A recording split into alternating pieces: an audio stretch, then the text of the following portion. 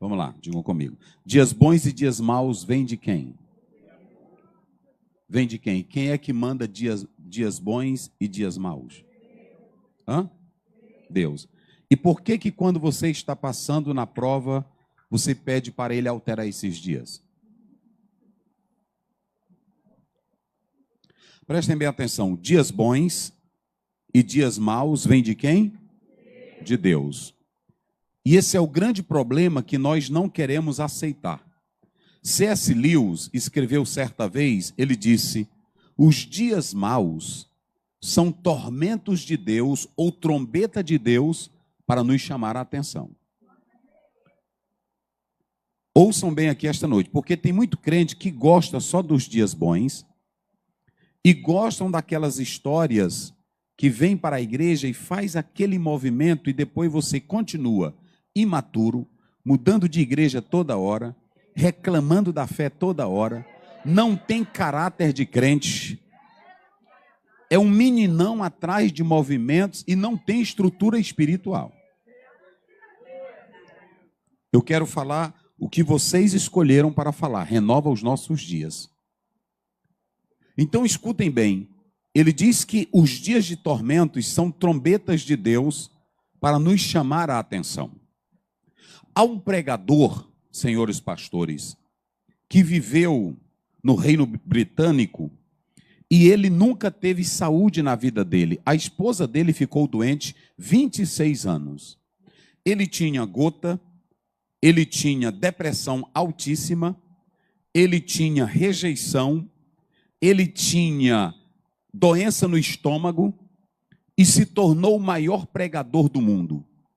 E certa vez ele escreveu dizendo: eu queria que Deus me desse saúde, mas foi na minha doença que eu compreendi a grandeza de Deus. Charles Spurgeon era muito doente, era um homem muito doente, e quando você escuta a história dele, às vezes vocês pensam que era um homem bom de saúde, mas tinha tudo isso que eu estou dizendo para vocês. O fundador das Assembleias de Deus no Brasil, Gunnar Wingren, era um homem super doente. Tinha dias que ele não podia ir para a igreja e quem dirigia o culto era a esposa. Ele passava de semanas doente. Charles Spurgeon passava de meses deitado e não conseguia se levantar de tanta dor que ele sentia.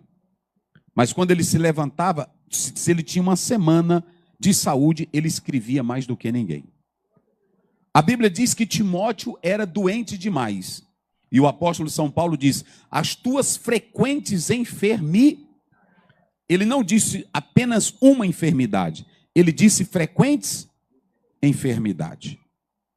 Mas vamos aqui ao caso. Se dias bons e dias maus vêm de Deus, qual é a vantagem, pastor Zéu, de servir a Deus? É importante nós entendermos que o melhor de tudo é ficar na dependência porque um dia ele chega e muda o dia ruim para nós. Quem crê nisso? Mas deixa eu dizer uma coisa para vocês. O livro que vocês escreveram nessa festa, tem 2 livros na Bíblia que são de sofrimentos inexplicáveis. Quem se lembra do primeiro? Vamos lá. O primeiro livro da Bíblia de sofrimento. Jó. Muito bem. Vocês já falaram. Jó é um livro que Leibniz e outros filósofos tentaram explicar. Por que que alguém diz assim: o mundo sofre, é tanta doença, é tanta enfermidade, cadê Deus? É o dito problema daquilo que é chamado de teodiceia. Como é que Deus é bom e o mal impera no mundo? Eu vou dizer para vocês que me escutam aqui, olhem para cá, olhem bem para mim.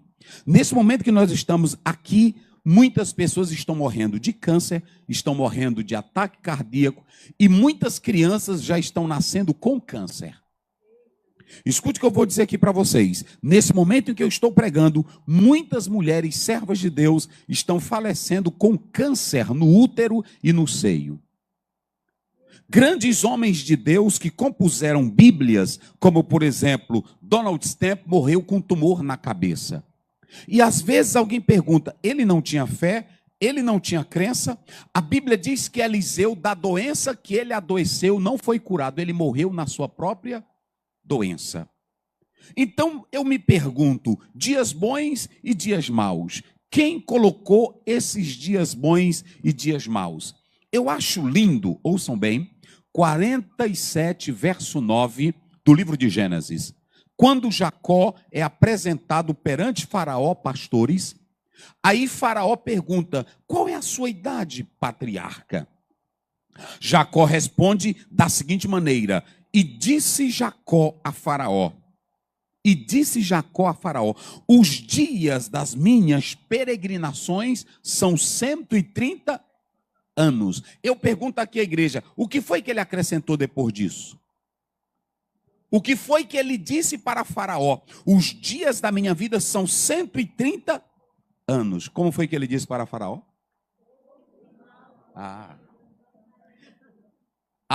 Muito bem, parabéns. Aí, mas vocês estão lendo aí. Estão lendo aí. Mas tá bom. Tá bom. Olha, né? Ouçam bem isso aqui. Olha como é lindo isso aí. Ele diz assim, olha irmãos, como é lindo isso aqui. Poucos e maus. Mas você não encontra um minuto Jacó reclamando de sua vida. Ele diz que foram poucos e... Quem aqui tem 80 anos? Aqui, está presente aqui no culto. Quem já tem 50 anos aqui? Levante a mão, quem tem? E isso pode levar. Não fique com vergonha não, irmã, que é dom de Deus, é a vida. Tem irmã que fica com vergonha. Quem tem 70? Quem tem 70? Muito bem. Quem tem 80? Quem tem 80? Olha, não tem. Esse aqui viveu, ele estava vivendo, já tinha quantos anos? Vamos lá, ele tinha quantos anos? E na sua existência de 130 anos, o que foi que ele disse da vida? Vamos lá, ele disse que eram o quê? Poucos e maus. Mas esse homem não segurou o anjo? Esse homem não agarrou o anjo? Esse homem não trabalhou? Mas só para vocês terem uma ideia, quantas vezes Labão mudou o salário dele? 10 vezes. Quantas vezes? 10. Quantos anos ele trabalhou na casa de Labão como servo? Pelas 2 meninas, depois ele trabalha por ele, dá um total de quantos anos? Tudo vai dar 20 anos. E quando ele volta, que Faraó pergunta, como são os teus dias de vida? Quantos anos você tem? Ele não fobou. Ele não exagerou. Vocês sabiam que hoje o maior problema e decepção de igrejas é porque tem pastor fobando demais. Crente fobando demais. Tem deles que exagera tanto na nossa frente que até você diz assim, rapaz, será que é só ele que é crente? Sim ou não? Será que é só ele que ora? E às vezes quer contar uma coisa que não é. Eu vim aqui para dizer, nada disso é verdade, meus irmãos. E eu vou mostrar na Bíblia. Jacó, ele disse, meus dias são 130, foram maus e foram poucos. Foram poucos. E a nossa vida, ela é uma polaridade. Escutem bem, eu vou usar só a Bíblia. Nada de conversinha. Eu vou usar na Bíblia um homem chamado José. E quando você olha para o próprio texto bíblico, a nossa vida tem uma polaridade. Digam comigo, polaridade. Bem forte, polaridade. Tem momentos que Deus não vai tirar o que é ruim de mim. O que está ruim para mim. Porque eu disse que nós temos 2 livros. Qual é o primeiro livro de sofrimento? Jó. Me explique que o Jó, ele não entendia por que ele orava, por que ele era crente, por que ele era fiel, por que ele era bondoso, por que ele fazia o social. No 31 ele disse que nunca colocou os olhos em outra mulher. E por que ele sofria? Vocês já observaram? Por que Jó sofria? Jó é um livro particular. Agora, o segundo livro de sofrimento na Bíblia, qual é?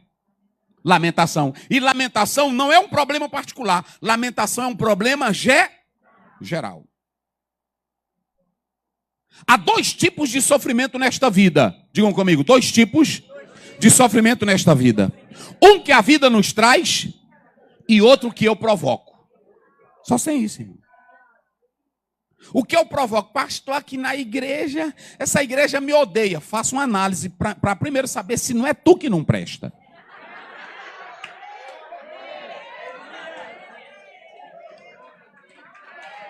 Vocês sabiam disso? Tem irmão que diz assim, eu vou sair dessa igreja, eu vou mudar. Não, primeiro procure saber se quem precisa mudar é você. Olha, irmão, crente bom, aonde ele chega, ele é bênção. Pode ter o falador, pode ter o mentiroso, pode ter o falso, mas aonde crente cheio de Deus chega, as coisas mudam. Quem crê nisso? Só quem crê, diga glória. Crente sincero, crente verdadeiro, porque na hora que o irmão falador chega perto dele, olha, irmão, tu tá sabendo disso, irmão? Não estou e nem quero saber. Porque o meu negócio eu quero é orar para abençoar a vida. Não é assim? Irmã, tu já está sabendo que a irmã fulana de tal, o marido largou ela. Ô, irmão, vamos orar por ela. Vamos orar por ela, Deus. E quando você começa assim, você corta. E no dia que o fuxiqueiro tiver um problema, a primeira pessoa que ele procura é você. Porque ele diz, aquele irmão é um homem de Deus. Aquela mulher é uma mulher de Deus. Então, olhe para cá. Há problemas que a vida nos traz. Por exemplo, quem trouxe o Covid? Quem trouxe o Covid? Ah, o pessoal disse que foi a China. Mas quem trouxe a peste bubônica? Me diga. Quem trouxe o câncer? Quem trouxe a doença? Tudo consequência do pecado. Consequência. Agora ouçam bem, há problemas que eu trago. Então quando eu olho para Jó, Jó não tinha problema nenhum para ele ser um homem que sofresse daquele tanto. Mas por que Deus provou? Eu li um teólogo que diz que Jó pensava que sabia muito de Deus e pensava que tinha uma crença perfeita demais. No 42 ele diz, com os ouvidos eu ouvia falar mas agora os meus olhos te veem. Agora eu sei quem é o Senhor. Então, quando você observa, a vida ela tem essas duas polaridades. Uma em Jó, problema particular, e olhem para cá. O que Deus trouxe no sofrimento para Jó? O que Deus trouxe na prova para Jó? Tem irmão que só acha lindo, cantor Alice Maciel. O 42:10. E o Senhor virou o cativeiro? Os crentes só gostam dessa parte. E lhe trouxe mais abundância. Mas a glória do texto não é essa daí. Porque eu vou dar um exemplo aqui para vocês.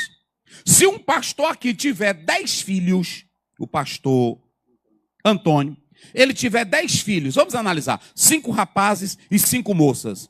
E amanhã esses 5 rapazes morrem e essas moças. Os outros que virão, irão substituir os que morreram? Então você não vai ter a mesma alegria. Como é que eu vou entender que os outros filhos de Jó são melhores? Não há substituição nisso. Quando a Bíblia diz, Deus mudou o cativeiro de Jó, antes dela dizer, ele diz, agora eu te conheço. Ou seja, o Deus que chamou Jó para o sofrimento, era para tirar aquela crença teórica de Jó, e levar Jó para uma crença de uma intimidade que ele conhecesse a Deus. Tem crente aqui que só quer a Deus se ele tirar o câncer. Tem crente aqui que só quer a Deus se ele botar azeite na botija e farinha na panela. Tem crente aqui que só quer a Deus se ele abençoar o casamento dele.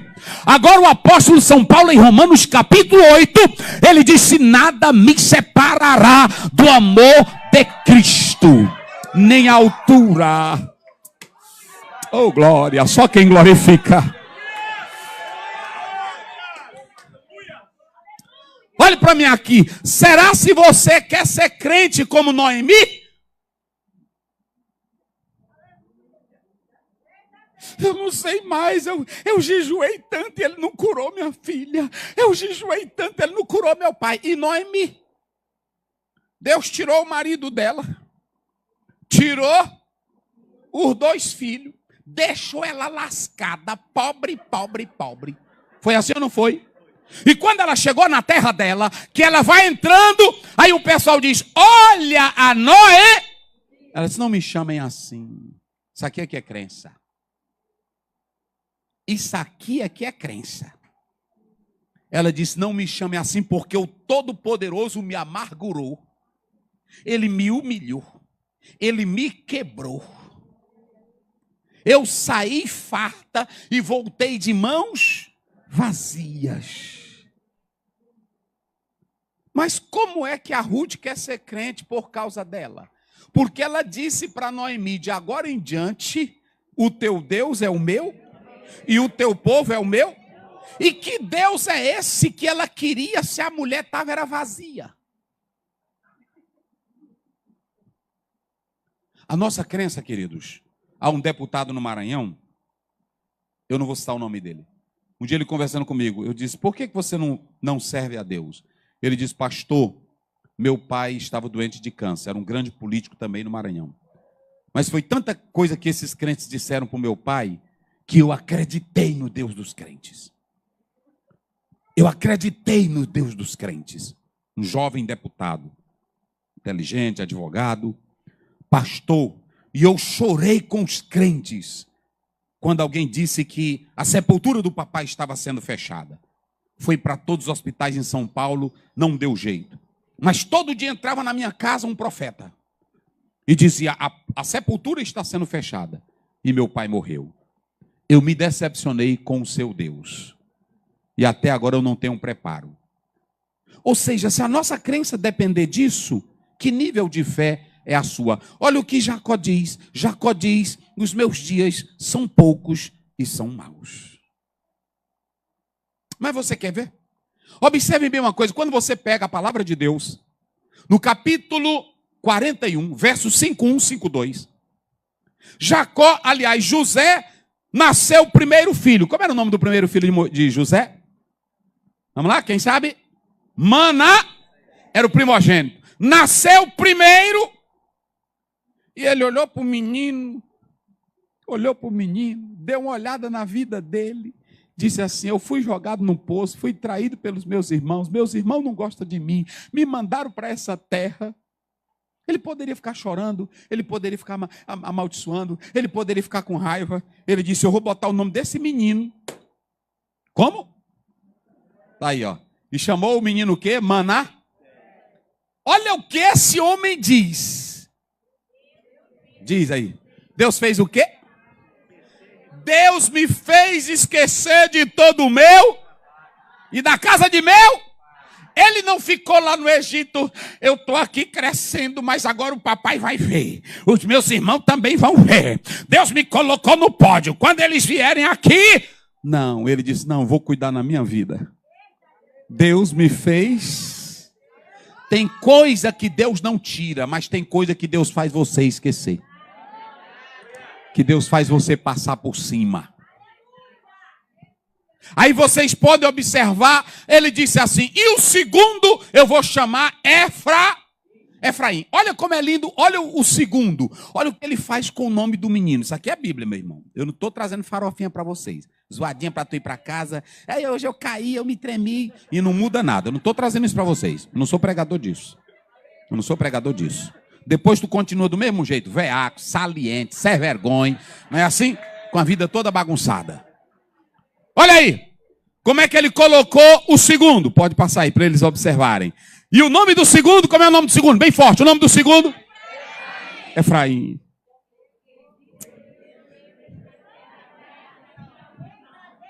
Olhem para cá. Aonde é que Deus faz ele crescer?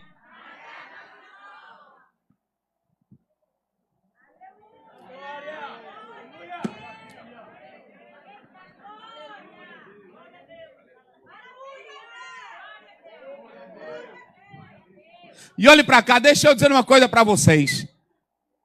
Tem uma triste notícia para vocês em Eclesiastes 7:10 para vocês. Coloca aí na tela para vocês. Vocês pediram para renovar os nossos dias, então pronto. Olha aí para vocês.